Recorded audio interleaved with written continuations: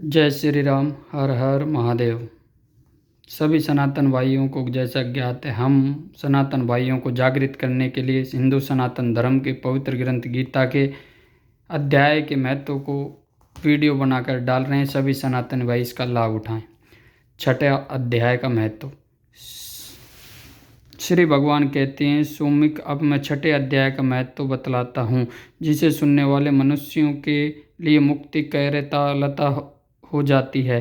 गोदावरी नदी के तट पर प्रतिष्ठिनपुर नेट नामक एक विशाल नगर है, जहाँ मैं पीपलेश्वर नाम से विख्यात होकर रहता हूँ। उस नगर में जनश्रुति नामक एक राजा रहते थे, जो भूमंडल की प्रजा को अत्यंत प्रिय थे। उनका प्रताप मृत्यंड मंडल के प्रचंड तेज के समान जान पड़ता था। प्रतिदिन होने वाले उनके यज्ञ से, धुएं से, आनंद से कल्प वृक्ष इस प्रकार काले पड़ गए थे, मानो राजा की असाधारण दानशीलता देखकर वे लज्जित हो गए हों। उनके यज्ञ में प्रत्यय पूर्णोदय के रस व दान में सदा आसक्त होने के कारण देवता लोग कभी प्रतिष्ठिनपुर को छोड़कर बाहर नहीं जाते। उनके दाने के समय छोड़े हुई जल की धारा प्रताप रूपी तेज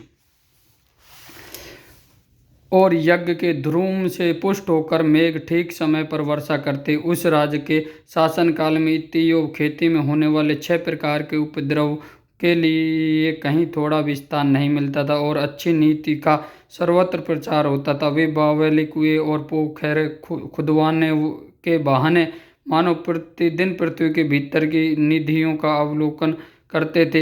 एक समय राजा के दान, तप, यज्ञ और जयपाल ने संतुष्ट होकर स्वर्ग के देवता उन्हें वर देने के लिए आए। वे कमलनाल के समान उज्ज्वल हंसों का रूप धारण कर अपनी पंखे हिलाते हुए आकाश मार्ग से चलने लगे। बड़ी उतावली के साथ उड़ते हुए वे सभी हंस परम बातचीत भी करते जाते थे। उनमें से भ्रय, भाद्रश्र आदि 2-3 हंस वेग से उड़कर आगे निकल गए। तब पिछले वाले हंस ने आगे जाने वालों को संबोधित करके कहा, अरे भाई भद्रेश, तुम लोग वेग से चलकर आगे क्यों हो गए? यह मार्ग बड़ा दुर्गम है, इसे में हम सबको साथ मिलकर चलना चाहिए। क्या तुम्हें दिखाई नहीं देता? यह सामने ही पुण्य मूर्ति महाराज जनश्रुति का तेज पुंज अत्यंत स्पष्ट रूप से प्रकाशमान हो रहा है। इस तेज से भस्म होने की आशंका है, अंत सावधान होकर चलना चाहिए। पीछे वाले हंस के ये वचन सुनकर आगे वाले हंस हंस पड़े और उच्च स्वर से उनकी बातों की अवहेलना करते हुए बोले, अरे भाई, क्या इस राजा जनश्रुति का तेज ब्रह्मवादी महात्मा रेक के तेज से भी अतिरिक्त है? हंस की ये बात सुनकर राजा जनश्रुति अपने ऊंचे महल की छत से उतर गए और सुखपूर्वक आसन पर विराजमान हो अपने सारथी को बुलाकर बोले, जाओ महात्मा रेके को यहाँ ले आओ। राजा का यह अमृत के समान वचन सुनकर यह नमक सारथी प्रसन्न। हंस की यह बात सुनकर राजा जनश्रुति अपने ऊंचे महल की छत से उतर गए और सुखपूर्वक आसन पर विराजमान हो अपने सारथी को बुलाकर बोला, जाओ महात्मा रंग को ले आओ। राजा का यह अमृत वचन समान वचन सुनकर वह नामक रिद्धि प्रकट करता हुआ नगर से बाहर निकला। सबसे पहले उसने मुक्तिदायिनी काशीपुरी की यात्रा की, जहाँ जगत के स्वामी भगवान विश्वनाथ मनुष्य को उपदेश दिया करते थे। उसके बाद वह गाय क्षेत्र में पहुंचा, जहाँ प्रफुल्ल नेत्रों वाले भगवान गदाधर संपूर्ण लोगों का उद्धार करने के लिए निवास करते हैं। तदंतर 9 तीर्थों में भ्रमण करता हुआ सारथी पापनाशनी मथुरापुरी में गया। यहाँ भगवान श्री कृष्ण का आदि स्थान है, जो परम महान एवं मोक्ष प्रदान करने वाला। वेद और शास्त्रों में यह तीर्थ त्रिभुवनपति भगवान गोविंद के अवतार स्थान के नाम से प्रसिद्ध है। 9 देवता और महर्षि उसका सेवन करते हैं। मथुरा नगर कालिंदी यमुना के किनारे शोभा पाता है। इसकी आकृति चंद्रा के समान प्रतीत होती है। यह सब तीर्थों के निवास से परिपूर्ण है। परम आनंद प्रदान करने के कारण सुंदर प्रतीत होता है। गोवर्धन पर्वत के होने से मथुरा मंडल की शोभा और भी बढ़ गई है। वह पवित्र वृक्षों और लताओं से आवृत है। इस समय बारह वन हैं। वह परम पुण्य तथा सबको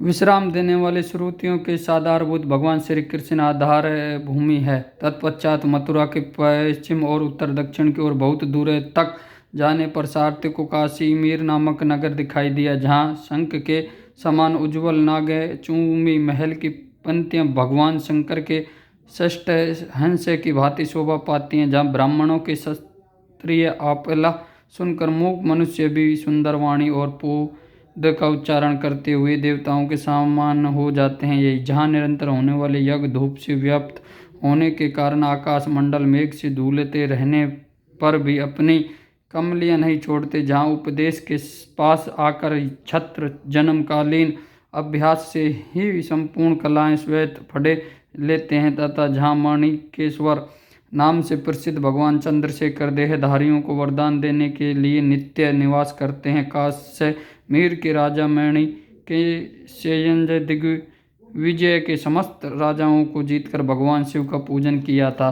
तभी से उनका नाम माणिकेश्वर हो गया था। उन्होंने के मंदिर दरवाजे महात्मा रंक एक छोटी सी घेड़ी पर बैठे अपने अड़ंगों को खुजाते हुए वृक्ष की छाया का सेवन कर रहे थे। इस अवस्था में सारथी ने उन्हें देखा। राजा के बताए हुए वित्र चिन्हों से उसने शीघ्र ही रंक को पहचान लिया और उनके चरणों में प्रणाम करके कहा, ब्राह्मण, आप जिस स्थान पर रहते हैं आपका पूरा नाम क्या है? आप तो सदा स्वच्छंद विचारने वाले हैं, फिर यहाँ किस लिए ठहरे हैं? इस समय आपका क्या करने का विचार है?